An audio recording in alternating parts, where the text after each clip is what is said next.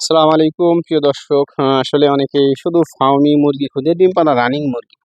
আসলে ডিম পাড়া রানিং মুরগি কেউ বিক্রি করতে চায় না সহজে, কেননা আসলে এরা এত সুন্দর ডিম দিয়ে থাকে। এই যে দেখেন, ভালো লাগে খুব। আসলে ভালো ডিম দেয় ফার্মি মুরগিগুলো। এই যে দেখতে পারছেন ডিমগুলো একদম সেম, দেখতেও কিন্তু দেশির মতো। শুধুমাত্র এক কণাই করে ডিম পারছে, এই যে এখান দিয়ে পারছে, ওই যে ওইখান দিয়ে পেরে ছুঁয়েছে। আসলে মূলত ডিম কিন্তু পারে ওই যে ওই পাশে আমার যে ডিমের স্থান আছে। আসলে ডিমগুলো ওইখানেই পেরে থাকে মুরগিগুলা। এখানে কিন্তু আমার ফার্মি মুরগির যে প্যারেন্টস গুলা ইনশাল্লাহ খুব ভালো ডিম দিয়ে থাকে। আমি কিন্তু 99%ও ডিম পেয়েছি।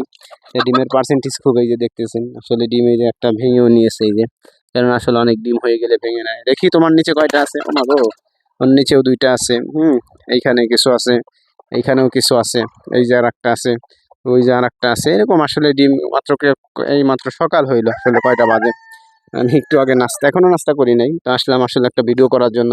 2 দিন বৃষ্টি গিয়েছে, অনেক ঘূর্ণিঝড় হয়েছে কোথাও, কিন্তু ইনশাল্লাহ আমার খামার কিন্তু সুস্থ সফল আছে।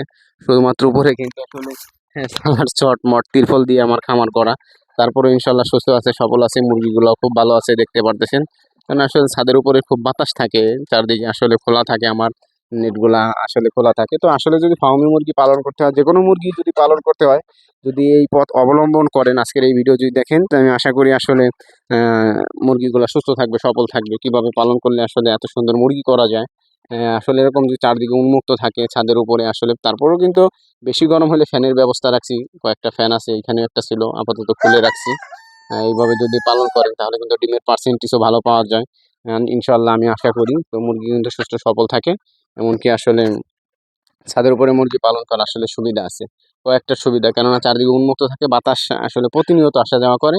আমি কিন্তু কোনো বেড়া দিইনি কোনো সাইডে, আসলে চারদিকেই কিন্তু খোলা, দেখতে পারতেছেন। তো এইভাবে কিন্তু পালন করলে মুরগি অবশ্যই সুস্থ থাকে। তো প্রতিনিয়ত কিন্তু আসলে ভিডিও বানানোর চেষ্টা করি আপনাদের জন্য। আসলে মুরগি সুস্থ অসুস্থ জানাই, কষ্ট করে ভিডিও বানাইতে হয়। আসলে একটা রিকোয়েস্ট থাকবে, আসলে সাবস্ক্রাইব করতে তো আর টাকা পয়সা লাগে না। যারা নতুন ভিডিওটা দেখতেছেন তারা সাবস্ক্রাইব করে দিবেন, আর অলরেডি যারা সাবস্ক্রাইব করে দিয়েছেন তাদেরকে জানাচ্ছি থ্যাংক ইউ সো মাচ। ভালো থাকবেন, সুস্থ থাকবেন। তো আমার মুরগির জন্য আরো দোয়া করবেন, আমি যেন সামনে আগাইতে পারি ইনশাল্লাহ। আমার যে একটা উদ্দেশ্য, আসলে আমি প্রতিনিয়ত বলি, আজও পর্যন্ত বলি না আসলে কি উদ্দেশ্যে খামারে আসা। ইনশাল্লাহ কোনো একদিন হয়তো আমার বলবো আমার সাবস্ক্রাইবদেরকে। আজকে এই পর্যন্তই। আসসালামু আলাইকুম রহমতুল্লাহি আবরকাতুহ।